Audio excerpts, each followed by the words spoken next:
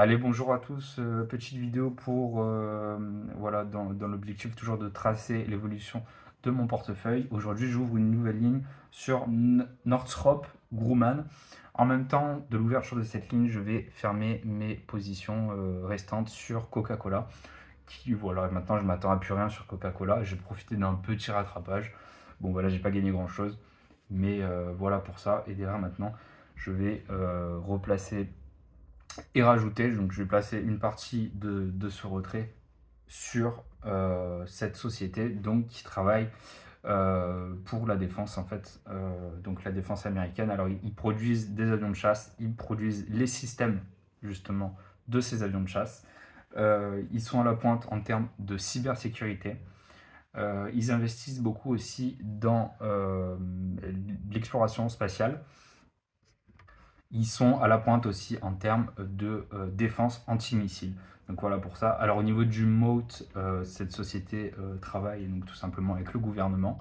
En termes de MOTE, on est très bien. On est un petit peu sur une société qu'on pourrait comparer, même au niveau de la capitalisation boursière. Je l'ai plus celle de Lockheed Martin, mais de mémoire, je crois que c'est autour de 100 milliards. Ici, on est à 71 milliards. Donc voilà pour ça. Au niveau, alors moi ça fait partie un petit peu des chiffres que je regarde le moins. Le rendement du dividende, c'est 1,24. On est beaucoup plus sur une boîte de croissance. Le nombre total d'actions en circulation diminue. Alors moi c'est ce que je regarde, enfin vraiment c'est pas quelque chose que je regarde. J'expliquerai peut-être pourquoi dans une vidéo. Mais donc voilà, il continue à baisser d'année en année de façon très régulière. Donc voilà pour ça. Au niveau du PE ratio, c'est pareil, je m'en fous, mais bon, voilà, juste pour information, il est autour donc de 15,5. Il faut savoir que historiquement, il se situe plutôt bas. Donc voilà pour ça. Tac. La marge nette, elle est de 9,5%. Alors il y en a qui pourront dire que c'est très faible. Pour moi, c'est très bien. Il n'y a aucun problème à ce niveau-là. Et ensuite, moi, mon analyse se porte beaucoup plus graphiquement. En fait, on a eu tout simplement la liquidation d'un très gros niveau.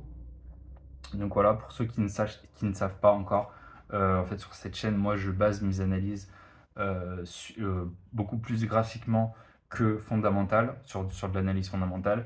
Je m'appuie sur les travaux de monsieur Richard Wyckoff.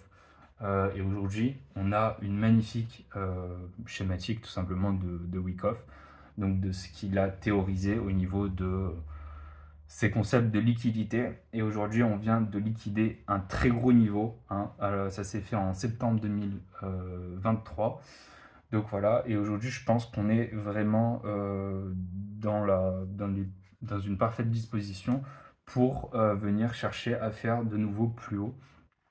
Et puis, donc voilà, donc la volatilité un petit peu de cette action m'intéresse grandement dans le but, voilà, toujours de surperformer le S&P 500. Donc, je vous mets tout de suite à l'image le graphique. Donc voilà, et pour tous ceux pour qui ça ne parle pas, ces concepts de liquidité, c'est très important, je pense, que vous vous intéressiez, au moins survoler sur YouTube, il y a des Français qui expliquent les concepts qui ont été théorisés par Monsieur Wyckoff. Et donc aujourd'hui, voilà, c'est la base de mon analyse sur cette prise de position. Je peux me tromper, mais pour moi, c'est clair, c'est une opportunité. Donc voilà, c'est tout pour cette vidéo. Je vous remercie d'avoir regardé. Je vous laisse vous abonner et merci encore.